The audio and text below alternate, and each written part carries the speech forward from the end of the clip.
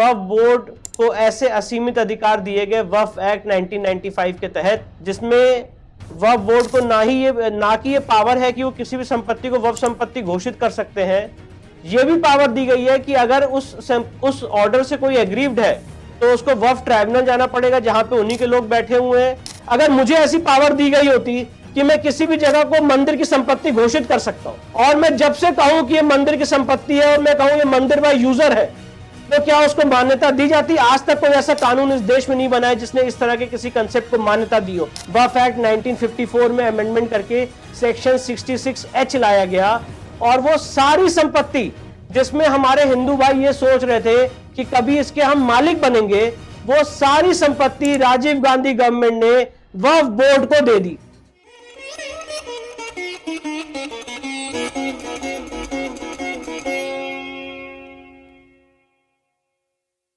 धर्म संस्थापना के देवता भगवान श्री कृष्ण के चरणों में मेरा नमन, परात्पर गुरु डॉक्टर जयंत बालाजी आठवले के चरणों में मेरा नमन, और आप सबको मैं बहुत बहुत नमस्कार करता हूं जो आज इस बहुत ही महत्वपूर्ण टॉपिक पे हम लोग आज जो विचार विमर्श करने जा रहे हैं।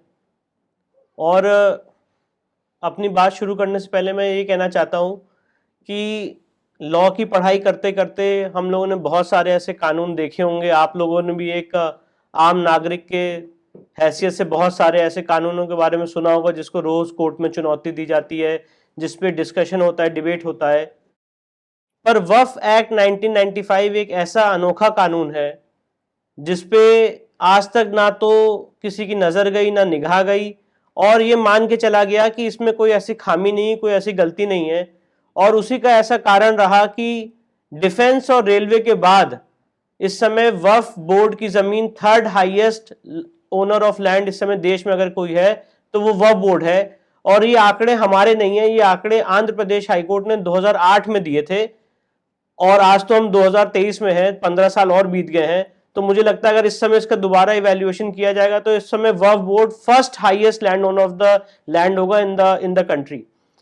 तो सबसे बड़ी बात यह है कि वक्फ बोर्ड के पास इतनी ज्यादा जमीन आई कैसे, इतनी ज्यादा जमीन इन्होंने एक्यूमुलेट कैसे की, और उसका मैं जो मूलभूत कारण मानता हूं सारा विश्लेषण करने के बाद, सारा आकलन करने के बाद, उसका सबसे बड़ा जो मूलभूत कारण है वो है कि वक्फ बोर्ड को ऐसे असीमित अधिकार दिए गए वक्फ एक्ट 1995 के तहत, जिसमें वक्फ बोर्ड को ना कि ये पावर है कि वो किसी भी संपत्ति को वक्फ संपत्ति घोषित कर सकते हैं, ये भी पावर दी गई है कि अगर उस ऑर्डर से कोई एग्रीव्ड है तो उसको वक्फ ट्राइब्यूनल जाना पड़ेगा जहां पे उन्हीं के लोग बैठे हुए हैं। तो मतलब जो एक लॉ में कहावत है that you will be the जज, ज्यूरी एंड द प्रोसिक्यूटर, ये एग्जैक्टली ये कहावत वक्फ एक्ट 1995 के बारे में जब हम लोग डिस्कस करते हैं तो ये फिट होती है। अब मैं वक्फ के कुछ कंसेप्ट्स को यहां पे आपके सामने रखना चाहता हूं। जनरली वक्फ एक्ट 1995 का जो कंसेप्ट है वो ये है इस्लामिक लॉ के हिसाब से कि जो एक मुस्लिम समाज के व्यक्ति ने अपने जीवन काल में संपत्ति अर्जित की है, उसकी सेल्फ एक्वायर्ड प्रॉपर्टी है, अगर वो उसको डोनेट करना चाहता है अल्लाह को तो वो उसको वक्फ डेडिकेट कर सकता है, उसके लिए डीड ऑफ डेडिकेशन होगा और उसके बाद वो वैलिड वक्फ मानी जाएगी। ये बहुत ही अथॉरिटेटिव बुक मानी जाती है डाइजेस्ट ऑन मोहम्मदन लॉ पे बेली की, जिसमें उन्होंने ये लिखा है a Muslim may lawfully make a bequest to a zimmi or a Muslim vice versa, but a bequest to an alien who is not a Muslim is not lawful. इसके आगे इसको अगर स्किप करें तो इसमें लिखा हुआ है a valid Waqf can be created by the owner of the property in principles of Mohammedan law, Sir D.F. Mullah, 21st edition, revised by Professor Iqbal Ali Khan, Chairman, Department of Law, Aligarh University. The matter relating to waqf has been dealt with in Chapter 12, paragraph number so and so. और इसमें क्या लिखा है? Subject of waqf must belong to वाकिफ। सबसे important बात, अगर आपको वक्फ डेडिकेट करना है तो उसको वाकिफ का होना चाहिए। The property dedicated by way of वाकिफ must belong to the वाकिफ at the time of dedication. A person who is in fact the owner of the property but is under the belief that he is only a mutawalli thereof is competent to make a valid waqf of the property. What is to be seen in such cases is whether or not that such person has the power of disposition over the property. तो मैं आपके सामने जो concept रख रहा हूं वो ये है कि एक वैलिड वक्फ होने के लिए सबसे ज्यादा जरूरी है कि वो उस वाकिफ की होनी चाहिए, उसकी खुद की अर्जित की हुई संपत्ति होनी चाहिए। किसी और की संपत्ति पे कब्जा करके कभी भी वो वैलिड वक्फ नहीं की जा सकती है। अब हम वक्फ एक्ट 1995 के कुछ प्रोविजंस को देखेंगे और वक्फ एक्ट 1995 के प्रोविजंस में अब मैं आपके सामने वो उदाहरण रखने जा रहा हूं सेक्शंस के माध्यम से, एक्ट के माध्यम से, जिसमें सेक्शंस को अगर आप एज इट इज उसका अध्ययन करेंगे तो आप पाएंगे कि जो ओरिजिनल इस्लामिक कॉन्सेप्ट है उससे डिविएट करके वक्फ एक्ट 1995 में ऐसे कंसेप्ट रखे गए हैं जिसकी वजह से आज वक्फ को यह असीमित अधिकार प्रदान किए गए और जिसकी वजह से आज वक्फ इतना बड़ा लैंड ओनर है इस देश में। उसका सबसे बड़ा एक उदाहरण है, जैसे कि अभी मैंने आपको बेली की डेफिनेशन बताई थी वक्फ एक्ट पे। अगर आप वक्फ की डेफिनेशन देखेंगे जो वक्फ एक्ट 1995 में सेक्शन 3 सब क्लॉज आर में दी गई है, उसमें वक्फ की क्या डेफिनेशन दी गई है? Waqf means the permanent dedication by any person of any movable or immovable property for any purpose recognized by the Muslim law as pious, religious, charitable and includes a waqf by user, but such waqf shall not cease to be a waqf by reason only by user having ceased irrespective of period of such seizure और फला फला। अब यहां पे देखिए सबसे important बात क्या है, जो अभी हमने बेली का इस्लामिक लॉ देखा और मुल्ला का जो मोहम्मदन लॉ देखा, उसमें क्या लिखा हुआ था स्पेसिफिक रूप से कि वो वक्फ जो है वो वाकिफ की होनी चाहिए, उसकी खुद की संपत्ति होनी चाहिए।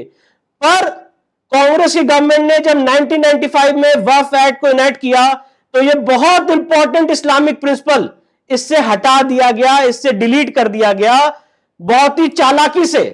और यहां पे यह बात नहीं लिखी गई सेक्शन 3 सब क्लॉज आर में कि जो वक्फ डेडिकेट करेगा, वक्फ का मतलब या वक्फ की डेफिनेशन में वही वक्फ आएगी जो वाकिफ की होगी। सबसे बड़ा जो फ्रॉड है वो यहां से शुरू होता है सेक्शन 3R से। इसके बाद अगर आपने सेक्शन 3R का सब क्लॉज आई देखा हो, वक्फ बाय यूजर, ये एक सबसे बड़ा फ्रॉड है। और ऐसा नहीं है, मैं अभी आपके सामने उदाहरण भी दूंगा, ऐसा नहीं है कि ये जितनी बातें हम आपके सामने रख रहे हैं ये सिर्फ एक लीगल डिबेट है या एक एकेडमिक एक्सरसाइज है। नहीं, ये सिर्फ एक एकेडमिक एक्सरसाइज नहीं है, ग्राउंड पे ऑन ग्राउंड इसको हम होते हुए देख रहे हैं। इनफैक्ट राम मंदिर के केस में वक्फ बाय यूजर का भी आर्गुमेंट रखा गया था।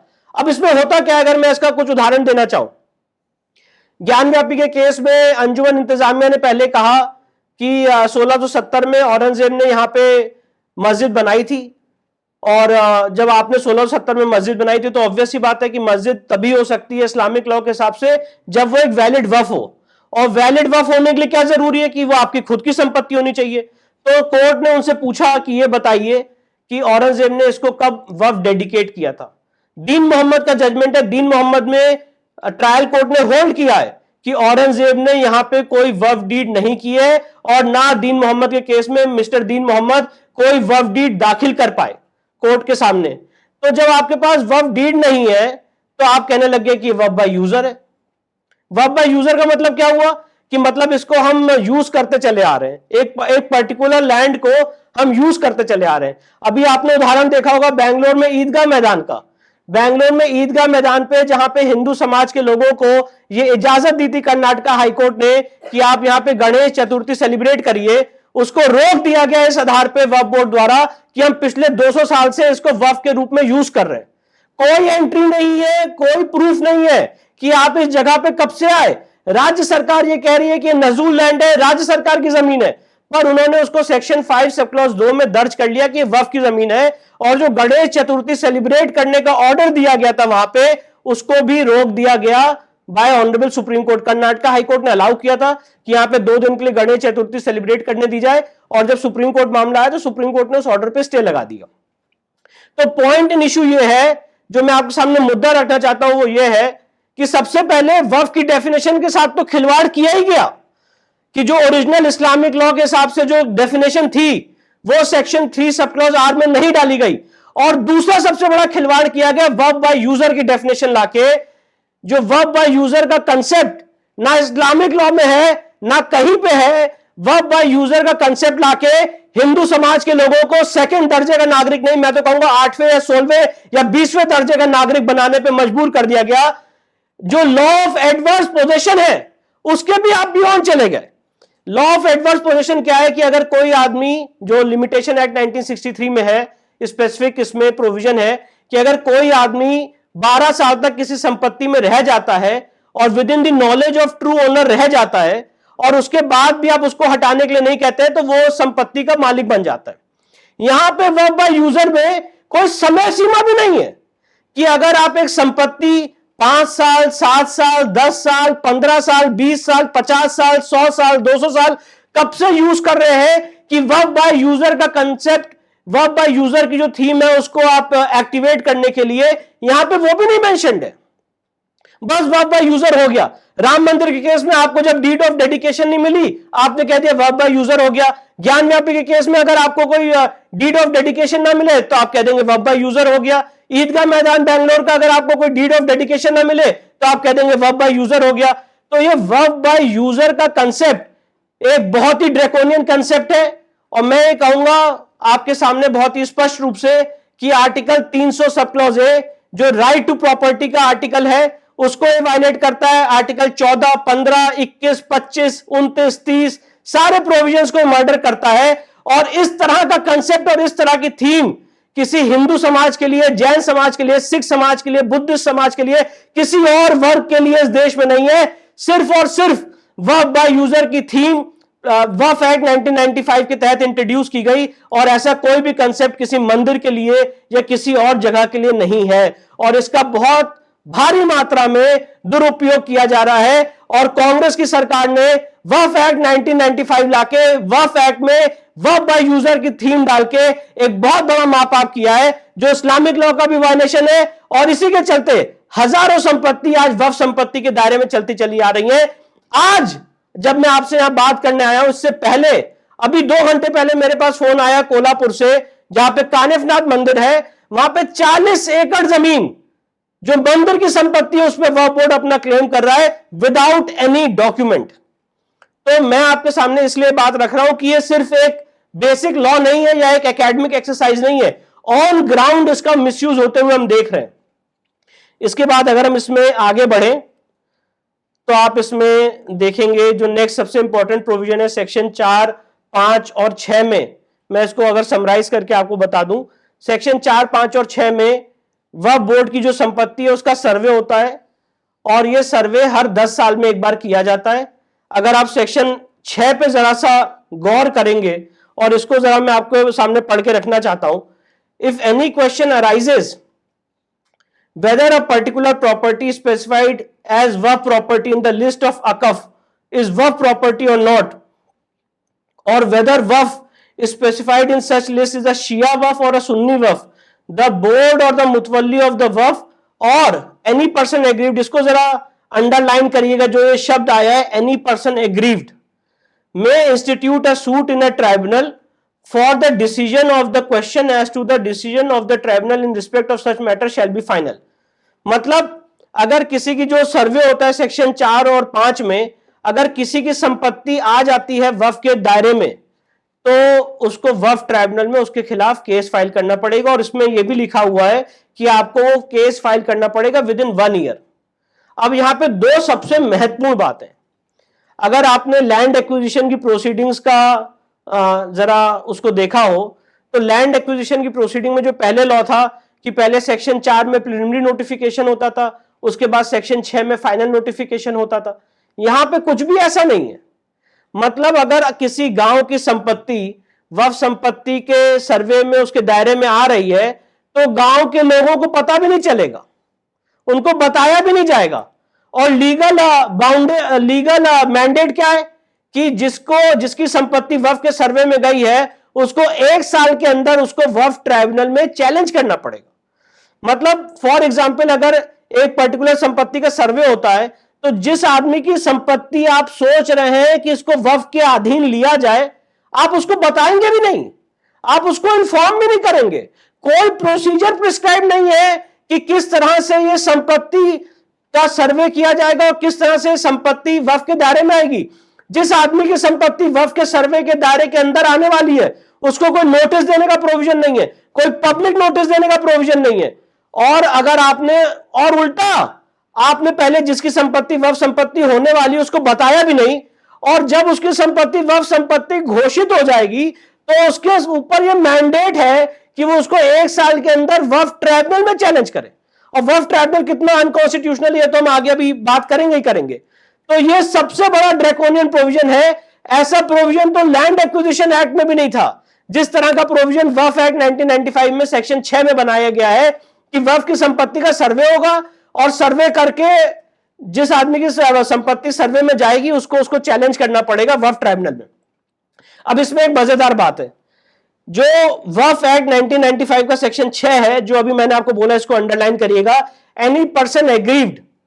यहां पे जो पहले शब्द प्रयोग किया गया था वो था एनी पर्सन इंटरेस्टेड, और 2013 में कांग्रेस सरकार ने जाते जाते एनी पर्सन इंटरेस्टेड को हटा के एनी पर्सन एग्रीव्ड कर दिया।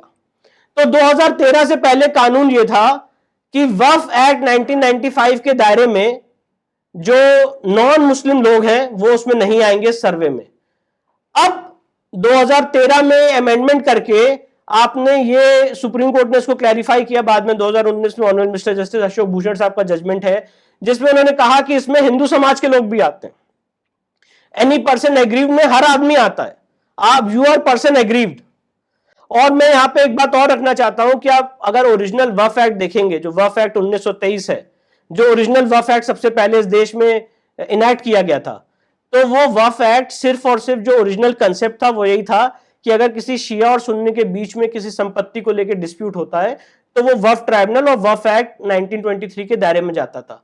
पर धीरे धीरे धीरे धीरे जो पहले सिर्फ और सिर्फ शिया सुन्नी के डिस्प्यूट के लिए एक्ट बना था, उसमें धीरे धीरे करते करते आप उसमें हिंदू समाज के लोगों को और पूरे देश के बाकी नागरिकों को उसके परव्यू में, उसकी चपेट में ले आए। अभी आज हमारे सामने यहाँ पे दिल्ली के लोग बैठे हुए हैं, वक्फ एसोसिएशन के लोग हैं, जो इस समय वक्फ की बहुत बड़ी समस्या से जूझ रहे हैं। इनकी जो प्रॉपर्टी है उसको वक्फ संपत्ति घोषित कर दिया गया है। अभी हम लोगों को पता होगा कि दिल्ली में 123 प्राइम प्रॉपर्टीज, 123 प्राइम प्रॉपर्टीज को वक्फ संपत्ति घोषित किया था कांग्रेस गवर्नमेंट ने जाते जाते, और उसको अब प्रेजेंट गवर्नमेंट ने उसको डीनोटिफाई करने का काम किया।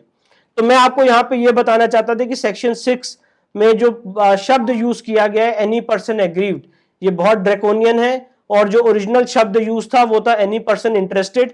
और किस तरह से खेल और छल किया गया हमारे साथ कि जो पर्सन इंटरेस्टेड था उसको पर्सन एग्रीव्ड में कन्वर्ट कर दिया गया, और आपको हमें बाउंड कर दिया गया कि अगर हमारी आपकी संपत्ति वक्फ बोर्ड में जाती है, वक्फ बोर्ड के सर्वे में जाती है, तो आप 1 साल के अंदर उसको चैलेंज करिए वक्फ ट्राइब्यूनल में।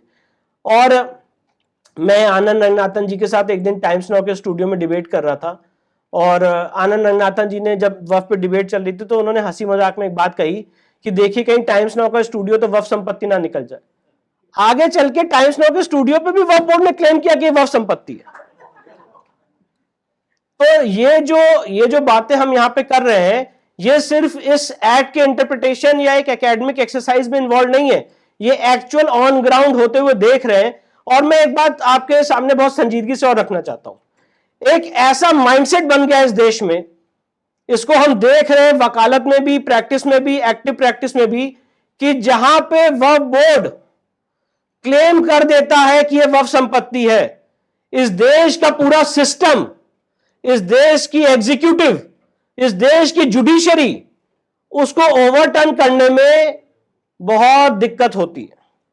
अभी कल हमारा एक केस लगा था सुप्रीम कोर्ट में, जिसमें मथुरा में जो बाके बिहारी का जो स्थान है, जहां पे उनकी मूर्ति रखी हुई थी, उनका चबूतरा था, उस स्थान को वक्फ संपत्ति घोषित कर दिया गया। वहां पे गलत तरीके से मजार बना दी गई और उसको चैलेंज किया गया।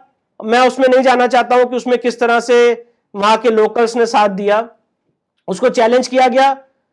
कल सुप्रीम कोर्ट में इसकी हियरिंग हुई। मैं कोर्ट का नाम नहीं लेना चाहता हूं, ऑनरेबल जजेस का नाम नहीं लेना चाहता हूं, पर जो क्वेश्चन पूछा गया वो ये पूछा गया, वक्फ संपत्ति, वो कह तो रहे वक्फ संपत्ति, तो अब आप जाइए इसको, आप इसको चैलेंज करिए सिविल कोर्ट में। तो मैं आपको यह सिर्फ बताना चाहता हूं कि जब कोई आदमी वक्फ संपत्ति एक बार कह देता है, तो हम लोग आज तक हमेशा ही मानते चले आ रहे हैं कि एकदम वैलिड होगा, एकदम सही होगा। मैं आपके सामने बात रखना चाहता हूं, ये तो वैसे ही हो रहा है कि जैसे कोई इंक्रोचर होता है, एक इंक्रोचर को, एक जमीन कब्जा करने वाले को एक लीगल कानून का प्रोटेक्शन मिल जाए और ये पूरा देश ये मान के चले कि वो जो कर रहे हैं वो सही कर रहे हैं, उसको क्वेश्चन ना किया जाए, इस तरह का एक सेटअप, इस तरह का नैरेटिव यहां पे बिल्ड करने का काम किया गया है।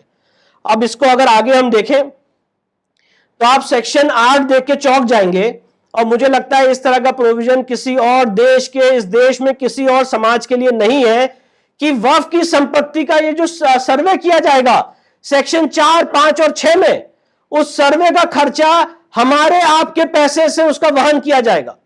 मतलब राज्य सरकार उस सर्वे का पैसा वहन करेगी। सेक्शन 8 पढ़ लीजिए, the total cost of making a survey including the cost of publication of the list or the list of waqf under this chapter shall be borne by the state government. ऐसा कोई आपने प्रोविजन कहीं आपने सुना या देखा है कि किसी हिंदू संपत्ति या हिंदू मंदिर या सिख समाज या जैन समाज या ईसाई या बौद्ध समाज की संपत्ति का सर्वे किया जाएगा और जो सर्वे होगा उसका खर्चा राज्य सरकार वहन करेगी? मैंने तो आज तक ऐसा कोई प्रोविजन नहीं देखा है, मेरी नॉलेज में नहीं आया है। और मैंने इस देश के जितने लीगल ल्यूमिनरी है उनसे चीख चीख के बात पूछी है कि कृपया करके ऐसा कोई पैरेलल प्रोविजन हमें बताएं कि जहां पे ऐसी कोई पावर या ऐसा कोई खर्चा वहन करने का सिस्टम या सेक्शन 4, 5 और 6 जैसा सर्वे किसी और समाज के लिए ऐसे दिया गया हो या नहीं दिया गया हो, या सेक्शन या वक्फ बाय यूजर का सिस्टम हमारे लिए है कि नहीं है, या वक्फ की जो डेफिनेशन है वो हमारे लिए नहीं है कि नहीं है। मतलब फॉर एग्जाम्पल, अगर आज मैं किसी भी, आप सोचिए अगर मुझे ऐसी पावर दी गई होती कि मैं किसी भी जगह को मंदिर की संपत्ति घोषित कर सकता हूं, और मैं जब से कहूं कि ये मंदिर की संपत्ति है और मैं कहूं ये मंदिर बाय यूजर है, तो क्या उसको मान्यता दी जाती? आज तक कोई ऐसा कानून इस देश में नहीं बना है जिसने इस तरह के किसी कंसेप्ट को मान्यता दी हो। आज तक इस देश में कोई ऐसा कानून नहीं बना है जिसमें किसी मंदिर की संपत्ति का सर्वे हुआ हो और अगर आपने उस सर्वे में आप उससे एग्रीड हो तो वो आदमी किसी हिंदू ट्राइब्यूनल में जाए उसको चैलेंज करने के लिए। आज तक इस देश में कोई ऐसा कानून नहीं बना है जहां पे किसी मंदिर की संपत्ति का सर्वे किया जाए और उस सर्वे का खर्चा राज्य सरकार वहन करे।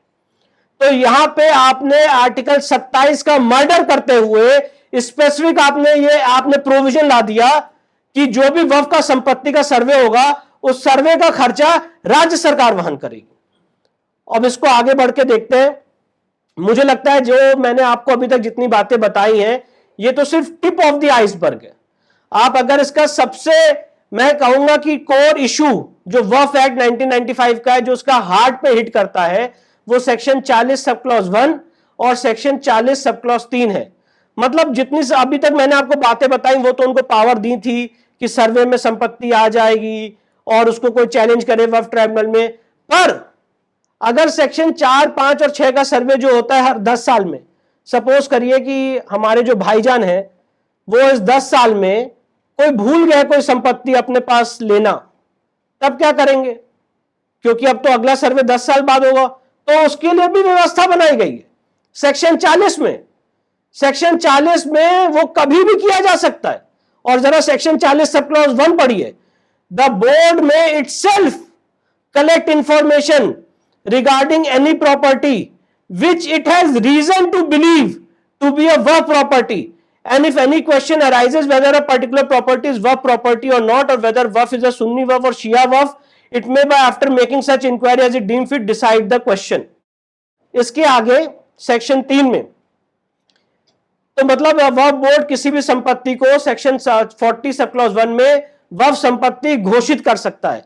और सेक्शन 40 सब क्लॉज 3 में बड़ी इंटरेस्टिंग चीज है, इसको जरा देखिए, where the board has reason to believe that any such property of any trust or society registered in pursuance of Indian trust act or societies registration act is a waqf property, the board may notwithstanding anything contained in such act hold an inquiry in regard to such property, and if after such inquiry the board is satisfied that such property is a waqf property, call upon the trust or the society as the case may be either to register such property under this act as waqf property or show cause as to why such property should not be so registered, provided that in all such cases notice of action proposed to be taken under this subsection shall be given to the authority by whom the trust or society has been registered।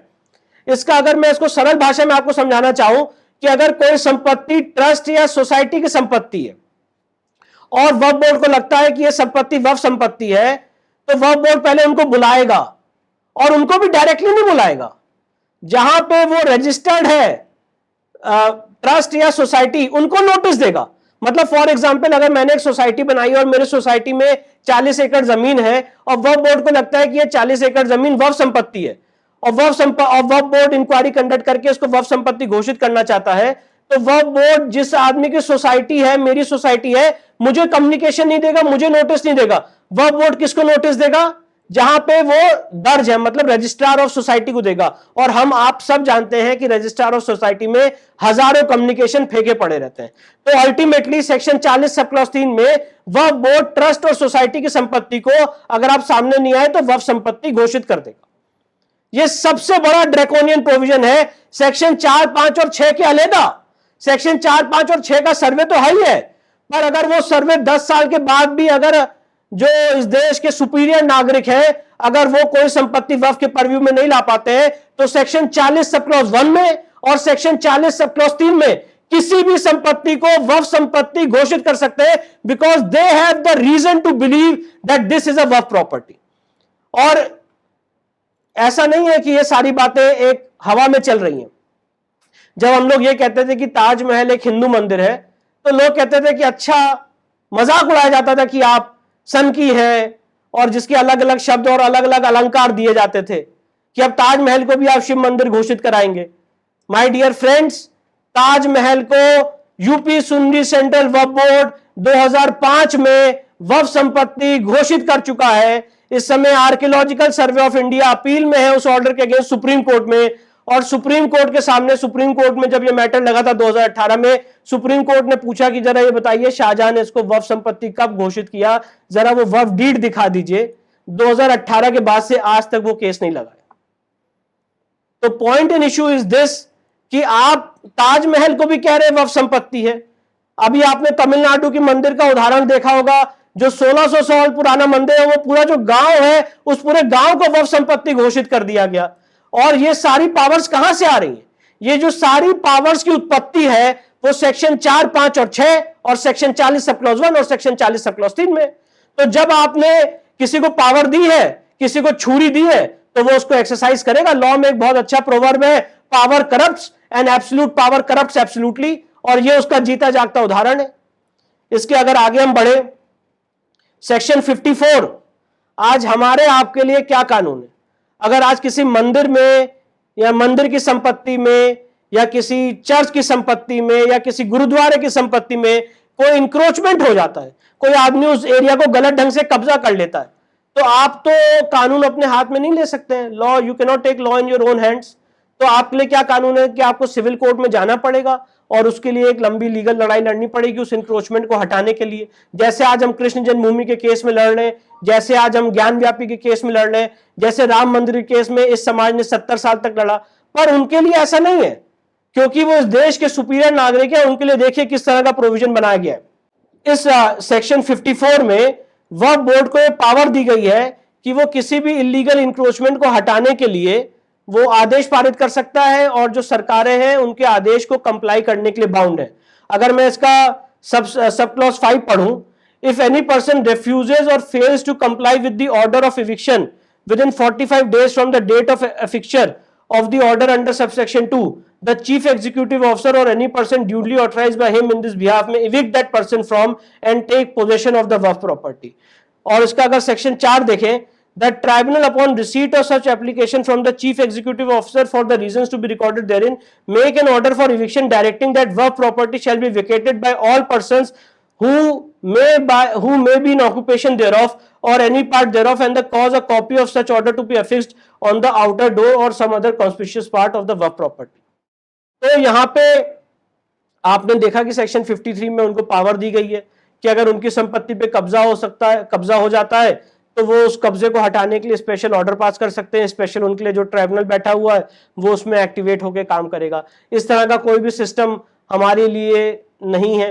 और मैं एक बात और कहना चाहता हूं आगे के सेक्शंस में जाने के पहले, अगर आप आर्टिकल 323A और 323B का अध्ययन करेंगे, जिस आर्टिकल्स के तहत इस देश में एडमिनिस्ट्रेटिव ट्राइब्यूनल्स का गठन किया गया है, चाहे वो सेंट्रल एडमिनिस्ट्रेटिव ट्राइब्यूनल हो, स्टेट एडमिनिस्ट्रेटिव ट्राइब्यूनल्स हो। अगर किसी सरकारी अधिकारी, चाहे केंद्र सरकार का अधिकारी हो, चाहे राज्य सरकार का अधिकारी हो, उसका अगर कोई सर्विस का डिस्प्यूट आ जाता है तो वो जाता है सर्विस अपीलेट ट्राइब्यूनल में।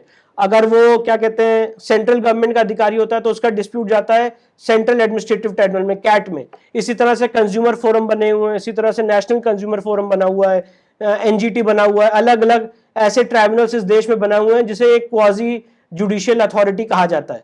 और ये अथॉरिटी बनाने की जो पावर दी गई है ये आर्टिकल 323A और 323B में दी गई है, जो राज्य सरकार भी बना सकती है और केंद्र सरकार भी बना सकती है, और उन्हीं सब्जेक्ट्स पे बना सकती हैं जो वहां पे मेंशन्ड है आर्टिकल 323A में और 323B में। वक्फ बोर्ड बनाने, वक्फ ट्राइब्यूनल बनाने की पावर वहां पे मेंशन नहीं है, ना आर्टिकल 323A में मेंशन्ड है, ना आर्टिकल 323B में मेंशन्ड है। तो मेरा आपके सामने केस ये है और पोजीशन ये है और सबमिशन ये है कि वक्फ ट्राइब्यूनल इटसेल्फ इज अनकॉन्स्टिट्यूशनल, क्योंकि जब आप वक्फ ट्राइब्यूनल बनाते हैं सबसे पहला काम आप ये करते हैं कि इस देश की जो सिविल कोर्ट है, जो इस देश में कॉन्स्टिट्यूशन के तहत बनी हुई है, उसका जुडिक्शन आप ले लेते हैं। और वो जुडिक्शन आप तभी ले सकते हैं जब वो आर्टिकल 323A और 323B में जब वो सब्जेक्ट्स डिफाइंड हो। और वक्फ ट्राइब्यूनल एक ऐसा सब्जेक्ट नहीं है, वक्फ एक ऐसा सब्जेक्ट नहीं है जो आर्टिकल 323A या 323B में डिफाइंड हो। और इसीलिए आपने आज तक कभी कोई हिंदू कोर्ट नहीं देखा होगा, कोई क्रिश्चियन कोर्ट नहीं देखा होगा, कोई सिख कोर्ट नहीं देखा होगा, पर आप यहां पे वक्फ ट्राइब्यूनल देख रहे हैं। और वक्फ ट्राइब्यूनल का अगर आप कॉम्पोजिशन पढ़ेंगे तो सेक्शन 83, 85 में मेंशन्ड है कि उसमें एक इस्लामिक लॉ का जानकार होना चाहिए। और बाय डिफॉल्ट मैं इसको ज्यादा जिसे कह सकते हैं, मैं इसको बहुत ही स्ट्रांगली आपके सामने कह सकता हूं कि वक्फ ट्राइब्यूनल में सिर्फ और सिर्फ नाइंसाफी होती है। और जैसे कि मैंने आपको पहले कहा कि जज, ज्यूरी एंड द प्रोसिक्यूटर, कि आप ही जज हैं, आप ही डिक्लेयर करेंगे, आप ही समझेंगे कि संपत्ति वक्फ संपत्ति है, आप ही उसको एडजुडिकेट करेंगे। और हमारे ऊपर एक लीगल ड्यूटी और ऑब्लिगेशन है कि उस ऑर्डर को हम वक्फ ट्राइब्यूनल में चैलेंज करें। इसके बाद अगर आगे के प्रोविजंस में हम चलें, जैसे मैंने बताया कि सेक्शन 83 में वक्फ ट्राइब्यूनल का यहां पे गठन किया गया है। और इसको आप देख सकते हैं कि वक्फ ट्राइब्यूनल, जैसे कि मैंने आपको बताया कि टोटली अनकॉन्स्टिट्यूशनल है। इस तरह की कोर्ट्स, इस तरह की शरिया कोर्ट्स इस देश में बन ही नहीं सकती हैं कॉन्स्टिट्यूशन के आधार पे। पर आर्टिकल 323A और B का मर्डर करते हुए कांग्रेस गवर्नमेंट ने वक्फ ट्राइब्यूनल का गठन किया। और आज हालत यह है कि ज्ञान व्यापी के केस में हमें करीब पिछले 1 साल से, और अगर आप इसको देखें 1991 में जो ज्ञान व्यापी का पहले मुकदमा फाइल हुआ था, और साथ ही साथ कृष्ण जन्मभूमि के केस में, और भी जितने केसेस चल रहे हैं, इन सारे केसेस में जब ये केस फाइल किया जाता है तो जो सबसे बड़ा एक आर्ग्यूमेंट आता है, एक आर्ग्यूमेंट तो आता है प्लेसेस ऑफ वर्शिप एक्ट का जो हम सब जानते हैं, दूसरा सबसे बड़ा आर्ग्यूमेंट आता है वक्फ एक्ट का, जो मस्जिद कमेटीज है जिनकी। और उनका आर्ग्यूमेंट क्या रहता है? उनका आर्ग्यूमेंट रहता है कि ये केस सिविल कोर्ट में नहीं चल सकता है, क्योंकि ये संपत्ति वक्फ संपत्ति है, इसलिए इसको आपको वक्फ ट्राइब्यूनल भेजना चाहिए।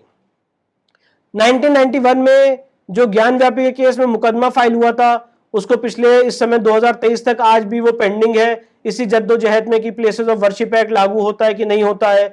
जब हमने केस फाइल किया 2020 में ज्ञान व्यापी के केस में, तो ये आर्गुमेंट आया कि प्लेसेस ऑफ वर्शिप एक्ट और वक्फ एक्ट से बाधित है और इस केस को आप वक्फ ट्राइब्यूनल भेजिए। इनफैक्ट मैं आपको यहां तक बताना चाहता हूं कि एक सर्कुलर था इलाहाबाद हाईकोर्ट का, जिस सर्कुलर में यह था कि अगर कोई संपत्ति कह रहा है कि वक्फ संपत्ति है तो वो सिविल कोर्ट ना जाए, उसको वक्फ ट्राइब्यूनल भेज देना चाहिए। अब शायद वो सर्कुलर इतना प्रैक्टिकली लागू नहीं हो रहा है या यहाँ पे इतना अप्लाई नहीं कर रहा है, पर ऐसे चीजें, ऐसे मैंडेट दी जा रही है कि अगर कोई चीज कह रहा है, कोई आदमी कह रहा है कि वक्फ संपत्ति है, एक आदमी कह रहा है वक्फ है, दूसरा आदमी कह रहा है कि वक्फ नहीं है, तो उसको वक्फ ट्राइब्यूनल भेज दीजिए। मेरा आपके सामने ये कहना है कि अगर एक आदमी ये कह रहा है कि ये वक्फ संपत्ति नहीं है और अगर एक पक्ष ये कह रहा है कि ये वक्फ संपत्ति है, तो वो सिर्फ और सिर्फ सिविल कोर्ट इस देश की डिसाइड कर सकती है। वक्फ ट्राइब्यूनल को ऐसा डिसाइड करने का कोई जुडिक्शन, कोई पावर और कोई अथॉरिटी नहीं है, क्योंकि वक्फ ट्राइब्यूनल जो ओरिजिनली बना हुआ था और जो आज भी बना हुआ था, वो शिया और सुन्नी के डिस्प्यूट को एडजुडिकेट करने के लिए बना था, क्योंकि उसका जो कॉम्पोजिशन है उसमें एक इस्लामिक लॉ का जानकार, एक इस्लामिक लॉ का मेंबर, उसमें इस्लामिक लॉ का जानकार उसमें एक मेंबर होगा। और इस तरह की एक रिलीजियस कोर्ट में आप इस देश के आम नागरिक को, आम सिटीजन्स को फोर्स नहीं कर सकते अपना डिस्प्यूट ले जाके एडजुडिकेट करने के लिए।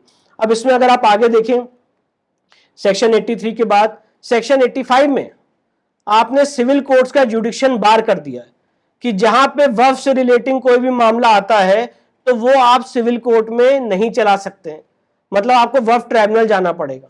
और इसी जद्दोजहद से, इसी लीगल जो इम्पेडिमेंट है, इसी लीगल हर्डल से हम ज्ञान व्यापी के केस में उभर के आए, क्योंकि हमने वहां पे आर्गुमेंट दिया कि जो अंजुमन इंतजामिया ने डॉक्यूमेंट फाइल किया है और ये कहा है कि ये जो पूरी संपत्ति है खसरा नंबर 9130 ये वक्फ संपत्ति है, इसके लिए हमने ये आर्गुमेंट दिया कि रमेश गोविंद राम के केस में जो 2010 सुप्रीम कोर्ट और 1979 सुप्रीम कोर्ट में ये होल्ड किया गया है कि 2013 से पहले कोई भी संपत्ति नॉन मुस्लिम्स पे अप्लाई नहीं करती है। तो उन्होंने जो जियो लगाया था, जो नोटिफिकेशन लगाया था, वो 2013 के पहले का था, इसलिए यहाँ पे ये लीगल पोजीशन अप्लाई नहीं करती है।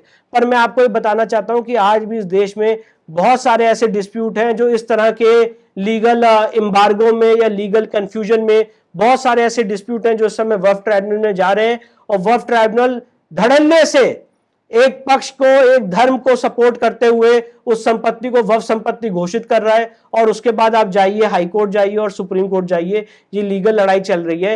ये सारी बातें बताने का पर्पस यही है, आपको ये अवेयर कराना कि डिफेंस और रेलवे के बाद waqf is the highest land owner of the land in the country. ये जो हुआ है 2008 में आंध्र प्रदेश हाईकोर्ट का जो आंकड़े हैं, ये इसलिए हुआ है क्योंकि इस तरह का एक पूरी रिजीम, इस तरह का एक पूरा एक स्टैट्यूटरी इंस्टीट्यूशन उनके लिए बनाया गया है और इसकी वजह से इसको क्रियान्वयन करते करते आज हम इस हालत में पहुंच गए। इसके बाद अगर आगे बढ़े, सेक्शन 89 देखें, मुझे लगता है कि इस तरह का कोई भी प्रोविजन आपने कहीं नहीं देखा होगा। जैसे आप सब जानते हैं कि अगर आपको किसी सरकार के खिलाफ सिविल सूट फाइल करना है तो सीपीसी में सेक्शन 80 में आपको उनको नोटिस देनी पड़ती है, 2 मंथ्स की मैंडेटरी नोटिस होती है। ये सीपीसी में एक व्यवस्था है कि अगर आपको गवर्नमेंट के खिलाफ केस फाइल करना है तो आपको उनको 2 मंथ्स की प्रायर नोटिस देनी पड़ेगी और ये ब्रिटिश काल के हिसाब से चली आ रही है। वही सेम दर्जा, वही सेम स्टेटस वक्फ बोर्ड को सेक्शन 89 में दिया गया है।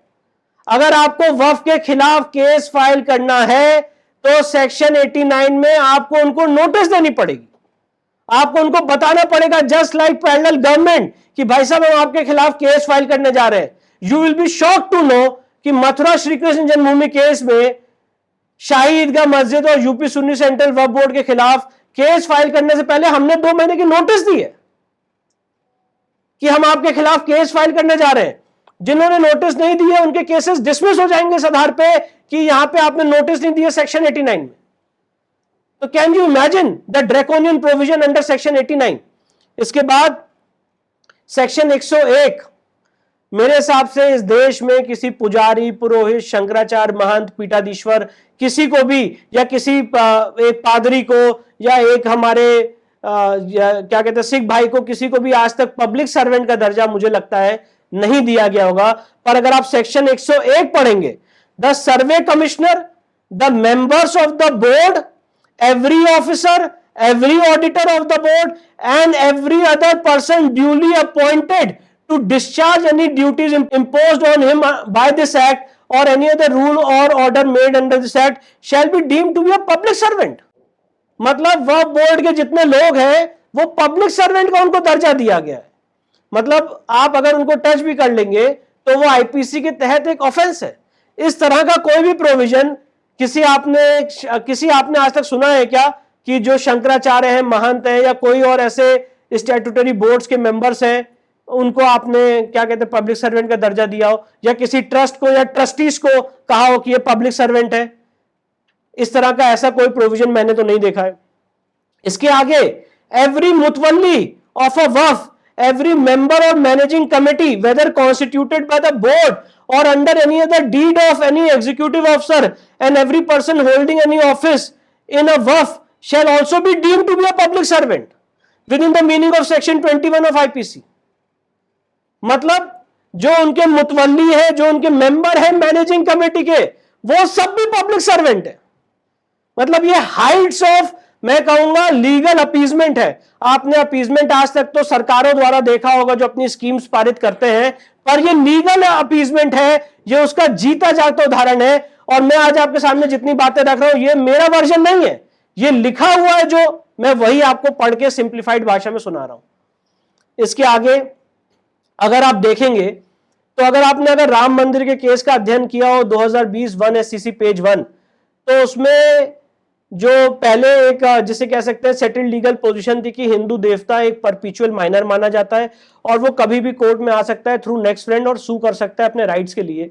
उस लीगल प्रोपोजिशन को सुप्रीम कोर्ट ने कर्टेल किया और ये कहा कि अगर आपका शिकायत है और शिकायत के सामने इस तरह की चीजें हुई हैं, आपकी संपत्ति पे इंक्रोचमेंट हुआ है, अगर आप समय सीमा के अंदर नहीं आते हैं, एक तय समय सीमा के अंदर नहीं आते हैं, तो आपकी रेमेडी बार हो जाएगी।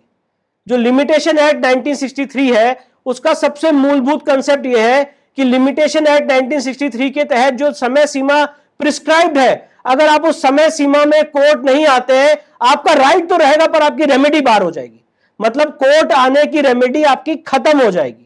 यह लिमिटेशन एक्ट 1963 का सबसे जीता जागता कंसेप्ट है और सिद्धांत है। पर आप देखिए वक्फ एक्ट 1995 में वक्फ बोर्ड के ऊपर कोई लिमिटेशन नहीं है। मतलब वक्फ बोर्ड जब चाहे, जब जागो तब सवेरा, जब चाहे किसी भी संपत्ति को वक्फ संपत्ति घोषित कर सकता है। और under section 107 nothing contained in the limitation act 1963 shall apply to any suit for possession of immovable property comprised in any waqf or for possession of any interest in such property। मतलब वक्फ board कभी भी court में आ सकता है और suit file कर सकता है, केसेस फाइल कर सकता है। इस तरह का ऐसा कोई भी प्रोविजन हिंदू समाज के लिए, जैन समाज के लिए, सिख समाज के लिए या किसी और नागरिक के लिए इस देश में नहीं है। जबकि हम भी वक्फ से पैरेलल है। हमारे यहां हिंदू डेटी का कंसेप्ट यही है कि हिंदू डेटी शाश्वत है, once a temple always a temple. और अगर मंदिर की संपत्ति के साथ छेड़छाड़ हुई है, उसमें इंक्रोचमेंट हुआ है, तो देवता हमारे यहां एक परपिचुअल माइनर माना जाता है और वो कभी भी कोर्ट में आ सकता है और माइनर के खिलाफ लिमिटेशन एक्ट अप्लाई नहीं करती है। पर सुप्रीम कोर्ट ने राम मंदिर के केस में उस कंसेप्ट को कर्टेल किया और कहा कि आपको एक समय सीमा के अंदर लिमिटेशन एक्ट के तहत जो कुछ सिनेरियोज दिए उसके तहत आपको कोर्ट में आना पड़ेगा। और नॉर्मल आदमी के लिए तो भूल ही जाइए, नॉर्मल आदमी के लिए ये कानून है कि आपका अगर कोई प्रॉपर्टी का हनन हुआ है, कोई प्रॉपर्टी पे कब्जा हुआ है, तो 3 साल के अंदर, 6 साल के अंदर या 12 साल के अंदर आपको कोर्ट में आना पड़ेगा। पर वक्फ एक्ट 1995 में सेक्शन 107 में वक्फ बोर्ड को लिमिटेशन एक्ट 1963 से एग्जम्प्ट किया गया। यह सबसे बड़ा एक ड्रैकोनियन प्रोविजन है मुझे लगता है। और इसके आगे लास्ट जो सेक्शन है मैं उसको आपके सामने हाईलाइट करूंगा। यह सेक्शन, इसका मैं थोड़ा आपके सामने प्रारूप रखना चाहता हूं। सेक्शन 108 का, जब इस देश का बंटवारा हुआ था तो बहुत सारे ऐसे लोग हैं पंजाब हरियाणा से जो माइग्रेट किए थे पाकिस्तान, और बहुत सारे ऐसे लोग हैं जो पाकिस्तान से हमारे हिंदू भाई थे जो माइग्रेट किए इस देश में अलग अलग राज्यों में, अलग अलग जिलों में।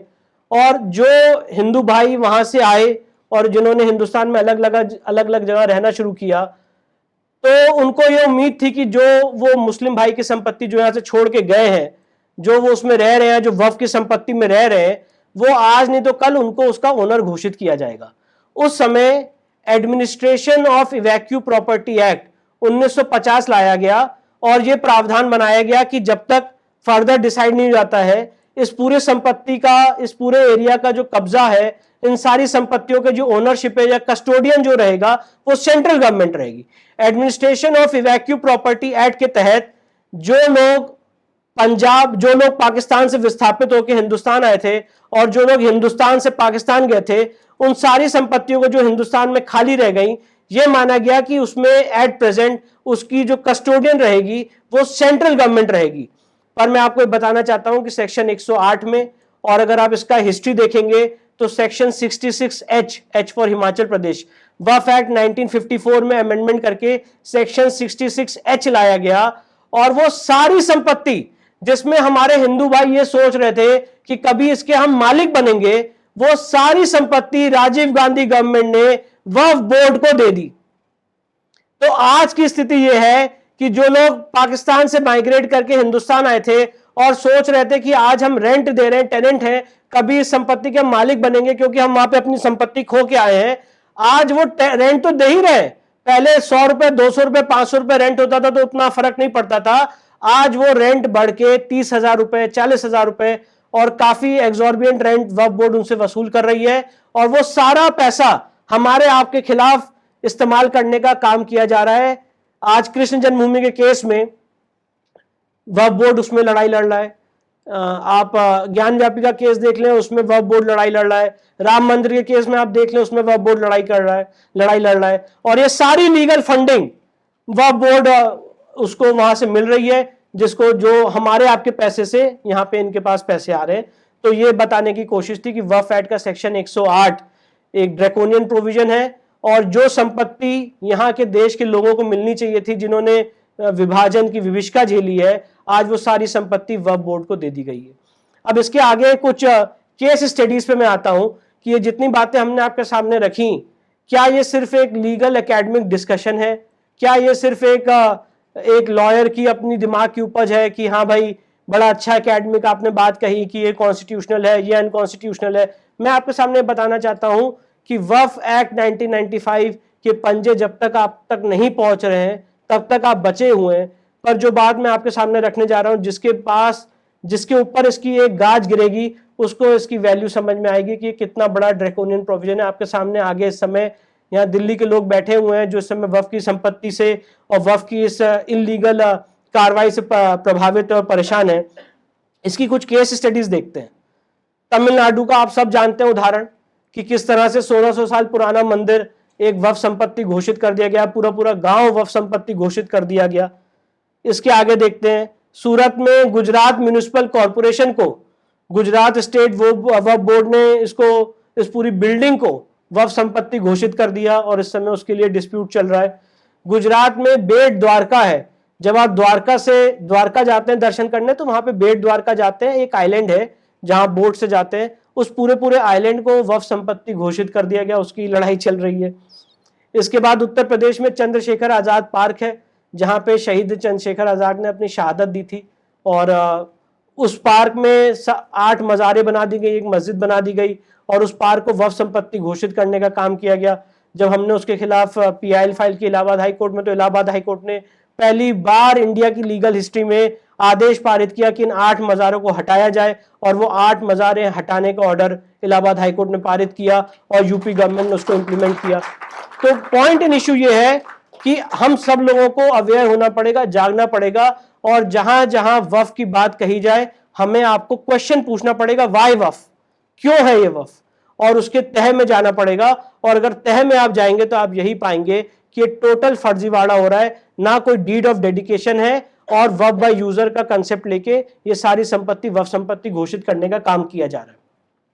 इसके अभी आगे, जैसे मैंने आपको बताया, ये जीता जागता उदाहरण है कि जो बिहारी जी का चबूतरा था मथुरा में, उस चबूतरा में घुस के इल्लीगल मजार बना दी गई हमारी आपके सामने, और मैं इस बारे में इससे ज्यादा नहीं बोलना चाहता हूं, आप सब समझदार हैं, पर इसको भी वक्फ घोषित कर दिया गया। कल इस मामले में हमने जब PIL फाइल की इलाहाबाद हाई कोर्ट में, तो इलाहाबाद हाई कोर्ट ने कहा कि PIL मेंटेनेबल नहीं है। जब सुप्रीम कोर्ट आया तो सुप्रीम कोर्ट ने पूरी बात सुनी और कहा कि आप सही कह रहे हैं, पर आप सिविल सूट फाइल करिए, और हमें कहा कि आप सिविल कोर्ट में जाइए। अब हम लोग, हमारी जो लीगल टीम है, माननीय हरिशंकर जैन साहब, पार्थ यादव, मणि मुंजल, अब हम लोग इसमें सिविल सूट की तैयारी कर रहे हैं, और इस मजार को हटाने के लिए बिहारी जी के चबूतरे को वापस रेस्टोर करने के लिए एक लंबी लीगल लड़ाई हमें लड़नी पड़ेगी।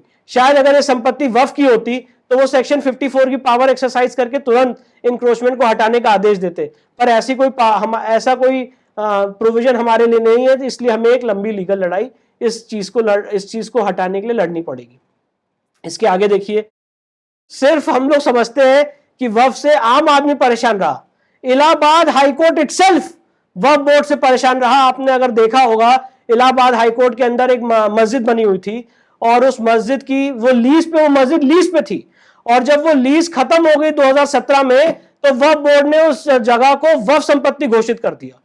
इलाहाबाद हाईकोर्ट ने कहा कि ये वक्फ संपत्ति है ही नहीं, और इलाहाबाद हाईकोर्ट ने आदेश पारित किया। उसके खिलाफ सुप्रीम कोर्ट आया मामला, सुप्रीम कोर्ट ने कहा कि ये वक्फ संपत्ति नहीं है, आपने लीज पे बनाई थी, ये लीज हटाइए, यहाँ पे सिर्फ टीन शेड है, वक्फ बोर्ड ने आर्गुमेंट लिया सुप्रीम कोर्ट के सामने और इलाहाबाद हाई कोर्ट के सामने कि 1861 से जब से हाई कोर्ट बना है तब से हमारे लोग यहाँ पे नमाज पढ़ते चले आ रहे हैं, इसलिए वक्फ संपत्ति है। बहरहाल सुप्रीम कोर्ट ने उस आर्गुमेंट को नहीं माना, पर मैं आपको बताना चाहता हूं कि ऑल्टरनेट लैंड देने का ऑर्डर पास किया गया। मतलब आप पहली बात इलीगल कब्जे में रहे इतने साल, बिना कोई डॉक्यूमेंट के, बिना कोई प्रूफ के कब्जे में रहे, एक जगह को आपने यूज किया और अपने, जिसे क्या कह सकते हैं, मैं उन शब्दों का प्रयोग नहीं करना चाहता हूं, अपने डोमिनेशन के आधार पे आपने कहा कि अब हमें ऑल्टरनेट लैंड दीजिए और ऑल्टरनेट लैंड दी गई। यही केस हमने राम मंदिर के केस में देखा कि हम इतने दिनों से तो यहां पे नमाज पढ़ते चले आ रहे हैं, राइटली और रॉन्गली, इतने सालों से तो हम यहां पे नमाज पढ़ने चलते आ रहे हैं, इसलिए 5 एकड़ ऑल्टरनेट लैंड इनको दी जाए।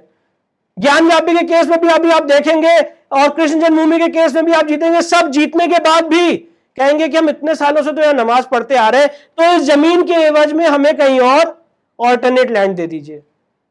तो ये जो ऑल्टरनेट लैंड देने का जो सिस्टम है, ये सिस्टम बंद होना चाहिए और ये पूछना चाहिए कि भैया आ कैसे गए आप, आपके पास क्या प्रूफ है, क्या डॉक्यूमेंट है। आप इलाहाबाद हाईकोर्ट की जमीन पर आपने कब्जा कर लिया, गलत कब्जे का पेनल्टी लगने के बजाय आपको ऑल्टरनेट लैंड देने का ऑर्डर किया जा रहा है। अब आपने बेंगलोर के ईदगाह मैदान का उदाहरण देखा ही है कि हिंदू समाज के लोग वहां पे गणेश चतुर्थी सेलिब्रेट करना चाहते थे, जिसका कर्नाटक हाईकोर्ट ने ऑर्डर किया था कि 2 दिन के लिए गणेश चतुर्थी सेलिब्रेट करने दीजिए। यह जमीन राज्य सरकार की जमीन है, नजूल लैंड है। इस पे भी वक्फ बोर्ड ने कहा कि पिछले 200 साल से इसको वक्फ बाय यूजर के कंसेप्ट के हिसाब से हम इसको इस्तेमाल करते चले आ रहे हैं, इसलिए हम आपको यहां पे नमाज पढ़ने, हम आपको यहां पे गणेश चतुर्थी सेलिब्रेट करने नहीं देंगे। और उस ऑर्डर के खिलाफ, कर्नाटक हाईकोर्ट के खिलाफ, वक्फ बोर्ड सुप्रीम कोर्ट आया। सुप्रीम कोर्ट में कपिल सिब्बल, दुष्यंत दवे और जितने इस देश के जाने माने वकील हैं वो खड़े हुए और कहा कि यहां पे गणेश चतुर्थी नहीं हो सकती, और गणेश चतुर्थी रोकने का ऑर्डर सुप्रीम कोर्ट ने पारित किया। कर्नाटक हाईकोर्ट के ऑर्डर को स्टे करने का ऑर्डर सुप्रीम कोर्ट ने पारित किया। जो बातें मैं आपके सामने कह रहा हूं, ऑन रिकॉर्ड कह रहा हूं। मैं पूछना चाहता हूं, जब ताजिया निकलता है, जब अलग अलग जगह उर्स सेलिब्रेट किया जाता है, तो वो सारी संपत्ति क्या वक्फ की संपत्ति होती है? हमारी आपकी संपत्ति पे उर्स और ताजिया निकलता है, तब क्या कोई परमिशन ली जाती है हिंदू समाज के लोगों से? तो ये सिर्फ और सिर्फ सेकुलरिज्म की आड़ में ये इस तरह का काम करने का काम किया जा रहा है। आगरा का ताजमहल का मैंने आपको उदाहरण दिया ही, और सबसे महत्वपूर्ण जो मैंने आपके सामने बात रखी थी सेक्शन 108 की और सेक्शन 66H की, H फॉर हिमाचल प्रदेश, उसका ये जरा मैं जियो पढ़ के सुनाना चाहता हूं। मुझे लगता है ये आपके हमारे सबके दिल को कचोटने वाला जियो है, जो पंजाब गवर्नमेंट ने उस समय पारित किया था। In exercise of powers conferred by subsection 2 of section 55 of Administration of Evacuee Property Act 1950, the Governor of Punjab is pleased to direct that the power under subsection 1 of section 11 in respect of Muslim evacuee property in trust for a public purpose of a religious or charitable nature in Punjab state exercisable by Government of Punjab by virtue of Government of India Ministry of Rehabilitation so and so shall be exercised by the Board of Waqf established under section 9 of the Muslim Waqf Act 1954। मतलब administration of इवैक्यू property act, जो central government की जो सारी custodian थी, central government जिसकी owner custodian थी, जो उनके अधीन संपत्ति आती थी, वो सब आपने मुस्लिम वक्फ एक्ट 1955 के तहत, मुस्लिम वक्फ एक्ट 1954 के तहत वक्फ बोर्ड को दे दी। जीता जाता है उसका नोटिफिकेशन है, और यही नोटिफिकेशन ने रूप लिया सेक्शन 66H का, इसी नोटिफिकेशन ने रूप लिया सेक्शन 108 का। तो ये मैं आपके सामने रखना चाहता था। अब ये हो गई सारी समस्या। अब इस समस्या का समाधान क्या है? ये तो बहुत सारी हमने आपके सामने समस्या बताई, इस समस्या का समाधान क्या है? तो हमने इस पे ड्राफ्टिंग पे हमने काम किया, मेरे सीनियर माननीय हरिशंकर जैन साहब ने, और मैं जितनी बातें आपके सामने रख रहा हूं सिर्फ आवाज में हूं। मुझे लगता है उसके पीछे मेरे गुरुजी, मेरे सीनियर माननीय हरिशंकर जैन साहब हैं। एज की वजह से वो नहीं बोल पा रहे हैं, पर हो सकता है आज जो मैंने आपके सामने बातें रखी हैं उसमें बहुत सारे अभी डिफेक्ट्स और बहुत सारे मेरे कान पकड़े जाएंगे बाद में कि ये थोड़ा ठीक नहीं, ये थोड़ा ऐसा, पर ठीक है। पर अल्टीमेटली ये सारी चीजें, ये ज्ञान उन्होंने मुझे दिया, उसको मैंने आप लोगों के सामने रखा, ये उनका ब्रेन चाइल्ड है। अब इस समस्या का समाधान क्या है? समस्या का समाधान ये है कि हमने इस पे एक रिसर्च की है, ड्राफ्टिंग की है सेक्शन बाय सेक्शन। जो मैंने आपके सामने सेक्शन रखे हैं, इसकी हमारे गुरुजी ने इसकी ड्राफ्टिंग की है। हमने कहा है कि ये सेक्शन है, इसको अमेंडमेंट किया जाए, अमेंडमेंट करके ऐसा दिखेगा, और अमेंडमेंट के बाद ये सेक्शन ऐसा दिखेगा। 3 हमने कॉलम्स बनाए हैं कि आज का सेक्शन ये है, अगर इसमें हम अमेंडमेंट करेंगे तो इसमें ये वर्ड ऐड करेंगे, और अमेंडमेंट होने के बाद ये सेक्शन ऐसा दिखेगा। वो ड्राफ्ट हम यहाँ पे ऑर्गेनाइजर से शेयर करेंगे। मैं आपसे सिर्फ ये निवेदन करूंगा कि आप उस ड्राफ्ट को पढ़ें, और अगर आपको लगता है कि हमारी बात वैलिड है, उचित है, तो इसको आप लोगों में फैलाएं। दूसरा हमारा सबसे इंपॉर्टेंट सजेशन ये है कि प्लीज और प्लीज अपने चुने हुए नुमाइंदों से और अपने ऑर्गेनाइजेशन से ये अपील करें कि वक्फ एक्ट 1995 नॉन मुस्लिम्स पे अप्लाई ना हो। ये तो कम से कम किया जा सकता है। आप कैसे फोर्स कर सकते हैं वक्फ एक्ट 1995 जो मुस्लिम समाज के अलावा नॉन मुस्लिम्स है उन पे भी अप्लाई हो? इतना तो अमेंडमेंट किया जा सकता है वक्फ एक्ट 1995 में कि ये एक्ट नॉन मुस्लिम्स पे अप्लाई नहीं होगा। सिर्फ और सिर्फ जो ओरिजिनल कंसेप्ट था शिया और सुन्नी के डिस्प्यूट को एडजुडिकेट करने के लिए, उसके लिए इसका गठन किया जाएगा। तीसरा, जो वक्फ एक्ट में सेक्शन 4, 5 और 6 में पावर दी गई है, उस पावर्स को आपको कर्टेल करना पड़ेगा। सेक्शन 8 को आपको डिलीट करना पड़ेगा। सेक्शन 40 को आपको अमेंड करना पड़ेगा। वक्फ बोर्ड को आपको ऐसी पावर नहीं दे सकते कि वो किसी भी संपत्ति को वक्फ संपत्ति घोषित करे। सेक्शन 54 को आपको अमेंड करना पड़ेगा। वक्फ ट्राइब्यूनल को आपको टोटली डिलीट करना पड़ेगा, खत्म करना पड़ेगा। सेक्शन 89 को जो नोटिस देने का प्रोविजन है उसको खत्म करना पड़ेगा। 101, 107, 108 को खत्म करना पड़ेगा। और अगर आप ये सब खत्म करेंगे तो यकीन मानिए ये आपका वक्फ एक्ट वैसे ही दिखेगा जो वक्फ एक्ट 1923 था, जो ओरिजिनल था। और जो अपीजमेंट किया गया है सालों में, धीरे धीरे इस एक्ट में इन सारी चीजों को आपको खत्म करने पड़ेगा। और लास्ट में मैं कहना चाहता हूं कि केंद्र सरकार को इसके बारे में सोचना चाहिए और हमें आपको मिलके उनके तक ये आवाज पहुंचानी चाहिए कि एक ऐसे कमीशन का गठन किया जाए कि पिछले इतने सालों में जो वक्फ बोर्ड ने गलत ढंग से संपत्ति अर्जित की है, बिना कोई प्रूफ और फैक्ट के और टाइटल के और डॉक्यूमेंट के, उस संपत्ति को वापस लाने का काम केंद्र सरकार को और हमें आपको मिलकर करना चाहिए। ये मेरा आपके सामने एक प्रेजेंटेशन था। आपने मुझे धैर्यता से सुना, इसके लिए बहुत बहुत धन्यवाद। जब ये 95 एक्ट बना था तो उस समय ऑपोजिशन ने क्या रोल प्ले किया था?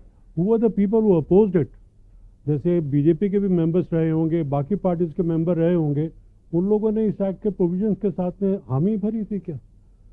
एक तो ये प्रश्न है मेरा। दूसरा ये है कि अभी एक प्राइवेट मेंबर बिल इंट्रोड्यूस किया गया राज्यसभा में इसी इशू के ऊपर, एंड उसके ऊपर debate also has been scheduled. उसका क्या?